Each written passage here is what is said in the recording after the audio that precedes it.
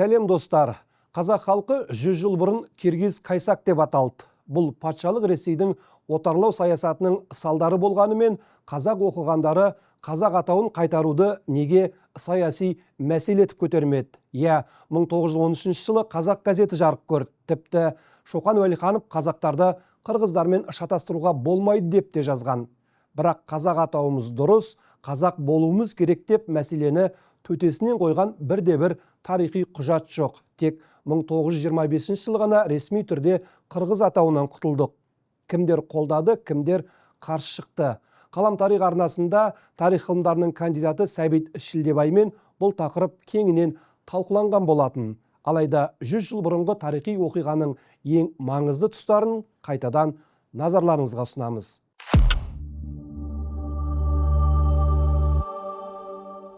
Жалпы қазақ деген сөздің өзі сонау 12 ғасырдан бастап ғылыми әдебиетте кездеседі.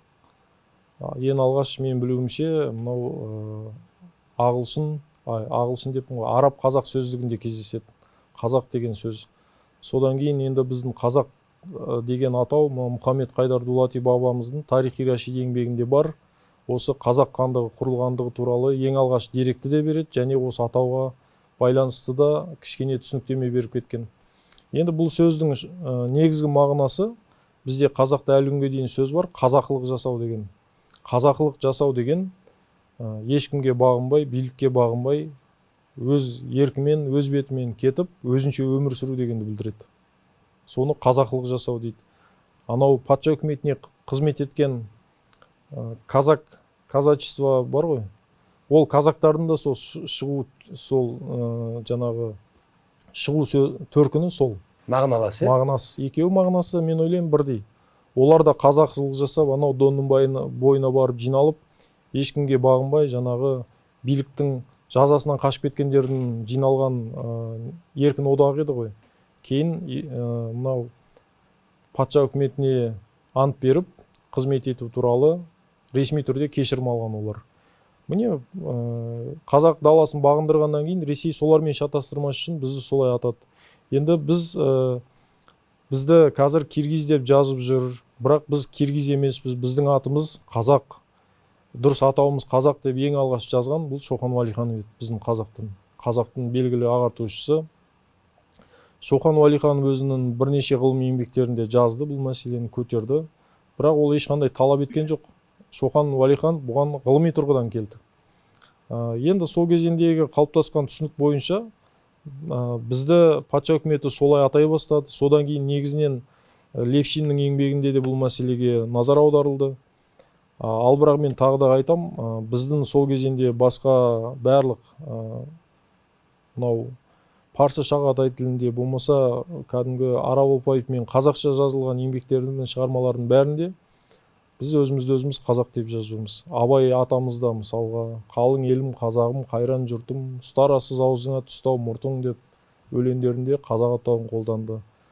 Басқа да біздің ақын жазушылар бәрі өзінің қазақ атын қолданды. Мысалы, қазақ даласында шыққан алғашқы газеттердің бірі Батыста Қазақстан газеті қазақ атын пайдаланды. Қазақ газеті 13-ші жылы шыққан. Ода да осы атау пайдаланылды. Бұның бәрі төңкеріске дейінгі жағдай ғой. Төңкеріске дейін. Тіпті қазақ газетінің бірінші нөмірінде жазды ғой. Ауданды жұртымыздың, аруақты ұлтымыздың атауы деп, газетамыздың атын қазақ деп атадық деп. Ахмет Байтұрсыновтар солай жазды. Сондықтан қазақ халқы атын жоғалтып алған еді деген ұғым болмау керек. Тек қана отаршылдардың берген ресми дұрыс емес атауын дұрыстап, ресми түрде орталыққа мойындатып, қайтарып алғандығымыз туралы бұл әңгіме. 1925 жыл сәуір айы алғашқы қаулының қабылдануы, қателеспесем қаулы, бұл қаулының съезде шешім қабылданды. Құрылтайда съезде қазақ атауының алғаш қайтарылуы 100 жыл толып отыр. Жалпы осы процесс қалай жүрді? Кімдер бастады осы ұсынысты?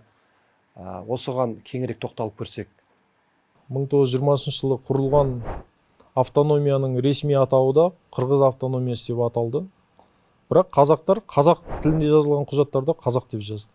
Енді ең бірінші осы мәселені кеңес үкіметінің кезінде көтеріп жазған Сәкен Сейфуллин еді. Манап Шамил деген бүркеншік есіммен Еңбекшіл қазақ газетінде 23 жылы 15 ақпанда мақала жариялады. Қазақты қазақ дейік, қатені түзетейік деп. Ол мақаласында біз қате аталып жүрген осы атауды дұрыс қазақ деп түзетейік деп нақты ұран тастады.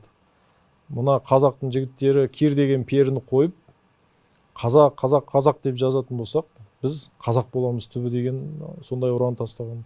Бұл Сәкен Сейфуллин мақаласынан көп ұзамай Міржақып Дулатовтың мақаласы Қызыл Қазақстан журналында 2 нөмірінде қатарынан басылды. Қазақ қырғыздың шығу тегі туралы деген үлкен мақала. Ол мақаласында да Міржақып Дулатов біз қазақ екендігімізді айтып келіп, ана көршілеріміздің қырғыз екендігін айтып келіп, осы бізді неліктен қырғыз деп, патша үкіметі неліктен бізді қырғыз деп атап кеткендігіне байланысты бір қызық тұжырым келтірген. Ол айтады, кезінде мынау Сібірге орыстар жаңадан орнығып отарлап жатқан кезде, мына Ертіс бойында орта төменгі Ертісті мекенеп жүрген қара қырғыздар қайта орыстарды кеп шауып кетіп отыратын дейді. Сонда мына киргиз келеді деп сондай ұғым қалыптасқан еді дейді. Мына қазақтарды да олар солармен тең санап, бізде солай жалпы ұқсас болғандықтан киргиз деп атап кетті деген сияқты сондай бір қызық ой өзінің тұспалын айтқан. Мәселе көтерілді. Оны барлық қазақ қайраткерлері білет. Барлық қазақ өзінің қазақ екенін білет. Бірақ ресми түрде бізді киргиз деп жазып жүрген құжаттан құтылуға бірденнен неге сол 23 жылы мәселе шешілмеді.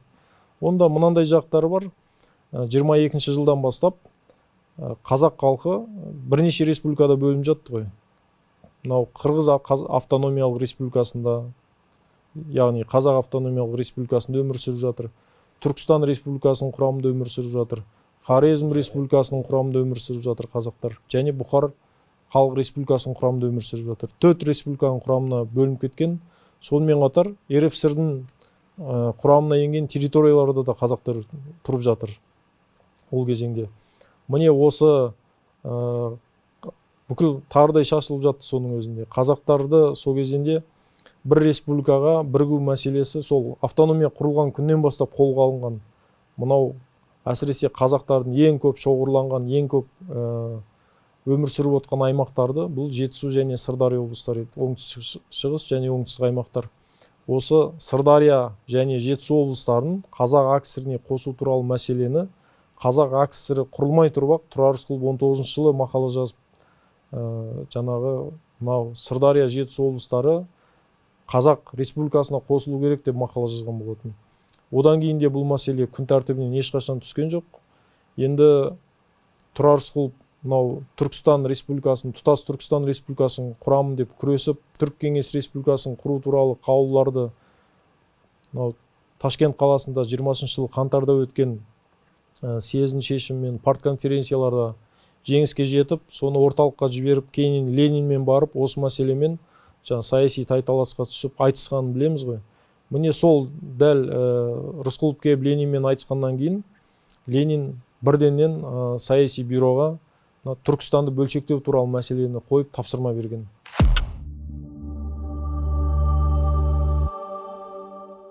Жиырма екінші жылдан бастап тіпті Түркістан деген атау саналы түрде қолданыстан шығарылды. Сөйтіп Түркістан деген атаудың орнына Средняя Азия деген ұғым, Орта Азия деген ұғым қолданысқа енгізілді. Сөйтіп мынау Сред Аз бюро деген партиялық орган құрылды. Сред Аз бюроға, Сред Азиатский бюроға негізінен қойылған міндет бұл болашақ Түркістан республикасын және Бұхар, Хорезм республикаларын жаңаша межелеп ұлттық республикаларды қалыптастыруға жағдай жасау, соны дайындау еді.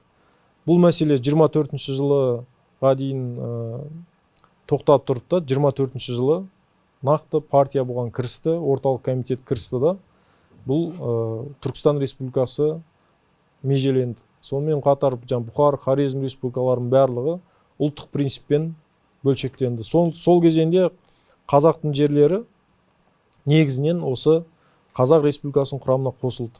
Міне мынау 5-ші съез осы қазақ жерлерінің бір республика құрамына біріккеннен кейін өткен алғашқы съез еді. Сондықтан да осы 5-ші съез өтіп жатқан күндері сөз сөйлеген көптеген қайраткерлер, Сұлтанбек Қожановтар, мысалы, сол съезді ашқан Сейтқали Мендешевтер, ол кезінде Қазақ орталық атқару комитетінің төрағасы болып тұрды съез ашылғанда. Ал съездің соңғы күні, съез жабылған күні өткен 5-ші сайланған Қазақ орталық атқару комитетінің бірінші сессиясында келесі басшы болып Жалау Мыңбаев сайланған болатын. Міне осы біздің қайраткерлер, бұл съез құрылтай съез болу керек. Бұл съезді біз бірінші съез деп те атайық деген ұсыныстар болған. Не үшін бірінші? Себебі қазақ жерлері бір республика құрамына біріккеннен кейін алғаш өтіп отқан съез деп. Міне осы съездің үстінде жаңағы мәселелер шешілді ғой. Бірақ бұл съездің күн тәртібінде қазақ атауын қалпына келтіру туралы мәселе, Ақмешітті Қызылорда деп өзгерту туралы мәселе күн тәртібінде болған жоқ. Бұл мәселе съездің ең соңғы күні, съез 15-ші сәуір күні ашылып, 19-ші сәуір күні аяқталды. 19-ші сәуір күні түске дейін съездің соңғы мәжілісі өтті. Сол съездің соңғы мәжілісінде Сұлтанбек Қожанов ұсыныс жасады. Бірінші ұсынысы дұрыс тарихи атауымызды қайтару, киргизді қазаққа ауыстыру туралы мәселе. Екінші мәселе Ақмешіт қаласын Қызылорда деп ауыстыру туралы мәселе. Екі мәселені де съездің делегаттары қатты қызу қол шапалақтап, қолдау білдіріп, осылай екі мәселеде съездің шешімімен бекітілді. Съез біткеннен кейін арнайы қаулы қабылданды.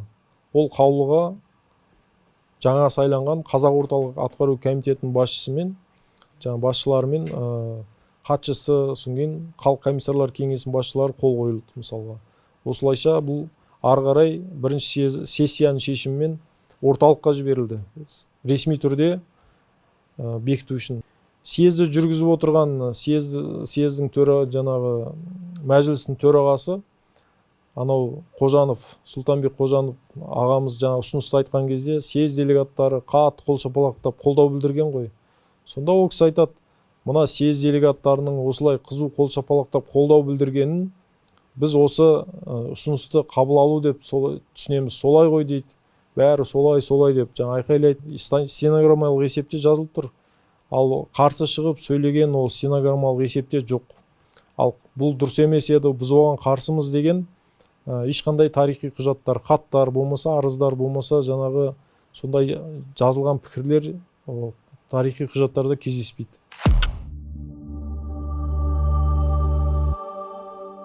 Мына межелеу кезінде қазақтар Ташкентті өзімізге қосып аламыз деп қатты үміт етті, күрес жүргізді. Ташкент негізінен қазақтың қаласы еді. Бірақ Ташкент қаласының өзінде қазақтар сан жағынан аз болды да, өзбектер көбірек болды. Ал бірақ Ташкент қаласының айналасындағы аумақтың бәрінде негізінен қазақ халқы өмір сүрді, қазақ халқы басымдыққа ие болды, және Ташкент қаласы қазақтың кезінде саяси астанасы болды. Төле би және Ұлы жүздің хандары отырған жер. Және Ташкент қаласы қазақ халқының сауда-саттық жасайтын экономикалық орталығы болған еді. Ал бірақ орталық басқаша шешім қабылдады. Комиссияны құрған кезде де солай. Дауыс берген кезде қазақтарға үнемі 2-3 дауыс жетпей қалады. Мәселе сода. Дауысқа салады, қазақтарға 2-3 дауыс жетпей қалады. Расында да өзіңіз де айтасыз ғой, Ташкентпен бірге миллионға жуық қазақ кетіп қалды. 900 мың қазақ қалған. Жаңа енді айналасымен қоршап айтып отырсыз ғой. Бұл енді бір қарасаңыз қазіргі көрсеткіштің өзінде үлкен жан саны ғой. Үлкен мәселе. Енді осы Ташкентті сақтап қалу жағында немесе қазақтың құрамында алып қалу жолында күрестер қалай болды? Ташкентті сақтап қалу үшін сол кезіндегі қазақ комиссиясының құрамында қызмет еткен қазақтың жігіттерінің барлығы да күресті.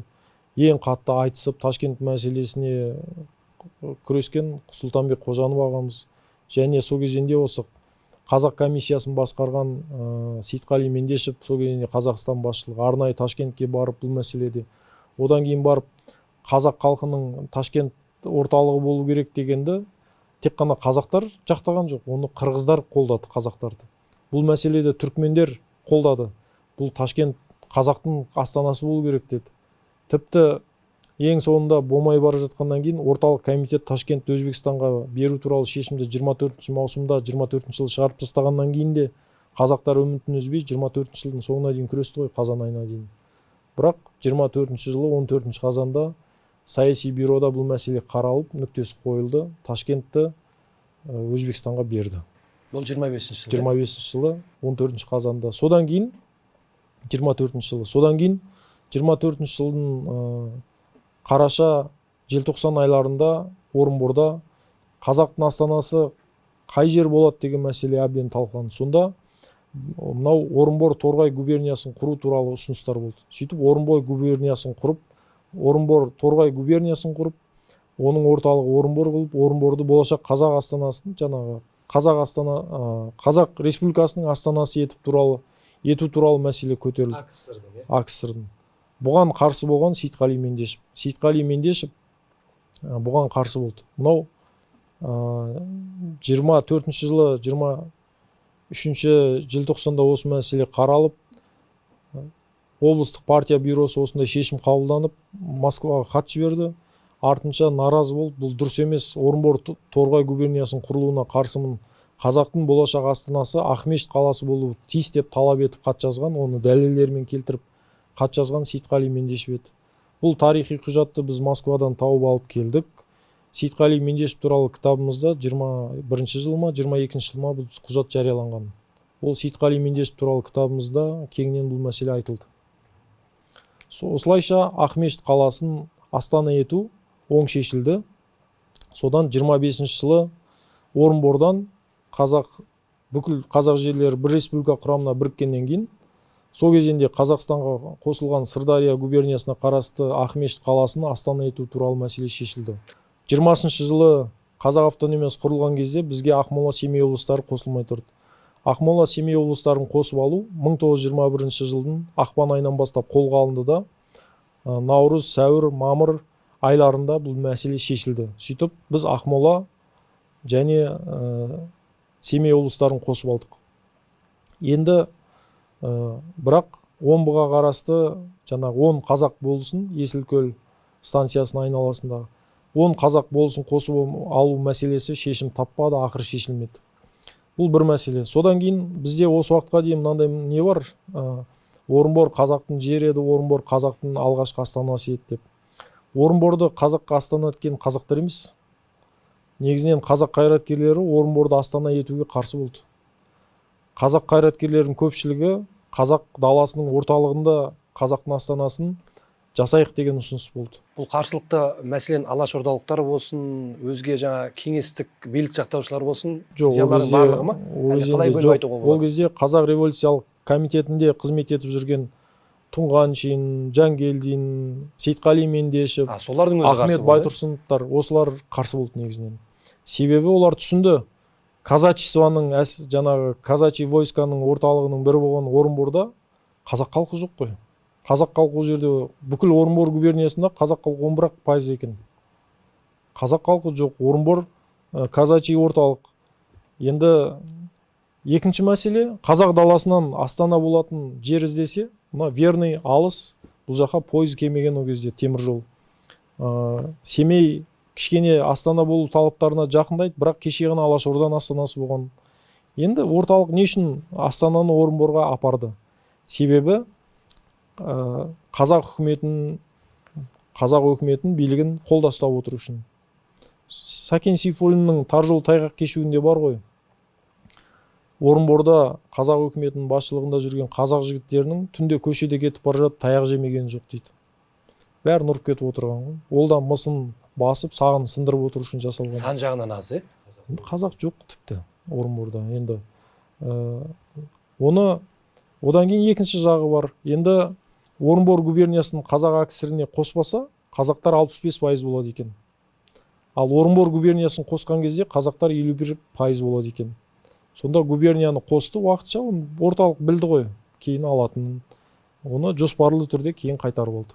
25 жылы. Ақпан төңкерісінен кейін Ресейде демократиялық қозғалыстар тереңдеп, ары қарай партиялар құрылып, әр ұлт өзінің автономиясын аламыз деген күреске кірісіп кетті. Бұл Москвада 17 жылы 1 мамыр күні өткен түркі мұсылман жиналысында, үлкен мұсылмандардың жиналысында, бүкіл ресейлік мұсылмандардың съезінде бұл мәселе айқын көрініс тапты. Сонда біздің осы мұсылман қайраткерлері, оның ішінде қазақ, татар, башқұрт бәрі бар ғой. Бұлардың барлығы екі мәселені талқылады. Ресей мәдени федерация болу керек па, әлде территориялық жаңағы федерация болу керек па деген. Сонда бұл айтыс жүріп, ақырында съезде басым көпшілік біздің қазақ қайраткерлері де территориялық федерация бағытын жақтаған.